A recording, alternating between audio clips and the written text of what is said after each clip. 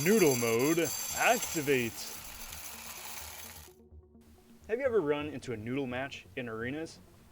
I certainly have. I'm robvonshoe. How's it going, everybody? Now, I run arenas a lot. I love arenas. A lot.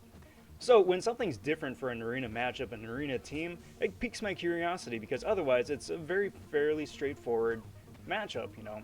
You pit your champion against the other, you do X amount of damage, a fight, just depending on if I'm running damage masteries or depending on the class matchup. So when I wound up taking my 5-star rank 5 SheHulk with damage masteries up against this 6-star rank 3 Magneto and wound up doing absolutely noodle damage, that piqued my curiosity. So I want to take a look at the numbers here real fast. So I'm doing very minimal damage, about 100 and odd some on basic hits, and when I crit, it's only for about 200 odd some damage. Now, that's very interesting because that is not supposed to be that way. Now, it's possible that there are a couple of contributing factors as to why my damage would do less in this matchup than others, including natural champion resistance. Some champions have higher crit resist than others. Class disadvantage, which is not the case here. Challenger rating, which I thought may wind up factoring in here, but we'll get to that in a second. It's just a difference that the game allots points-wise between a 5-star and a 6-star, and then boiling it a little bit further down from there between a 6-star rank 1 to a 6-star rank 2 to rank 3, and then so on and so forth, 5 stars included. If the opponent does have willpower turned on, anytime you wind up getting a debuff on the opponent, they wind up healing up a little bit. And that also factors into masteries as well, because there are a bunch of defensive masteries that you could have activated that's going to wind up reducing incoming damage. So all these things are possible contributing factors to this fight. However, that is not the case here.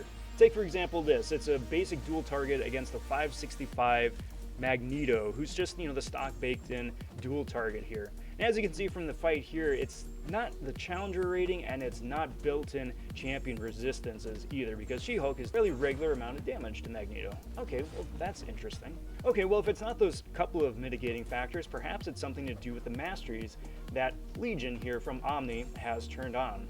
So I wound up doing a duel against Legion here.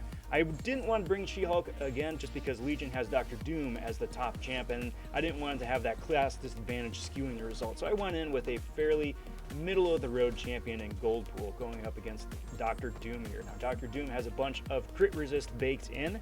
However, even with the damage masteries that Legion has turned on, even with the willpower heals that they've got turned on as well, and with my damage masteries, I, again, am doing a fairly normal standard amount of damage. This whole fight wound up taking maybe about 30 seconds tops. Now these noodle matches really do wind up playing a huge part of your progression through arenas. It doesn't matter if it's fight 100 or fight 13, like this matchup right here, you're going to wind up running into these noodle matches. That's really going to put you at a disadvantage for either getting your streak or keeping your streak, and wear down on you defensively. So take this fight for example. This is the Thanos team with a 6-star rank 5 Kingpin. Now he doesn't have any masteries turned on just because again it's one of the Thanos team, but I've got class advantage now with Psylocke, and I'm running into the same sort of noodle situation.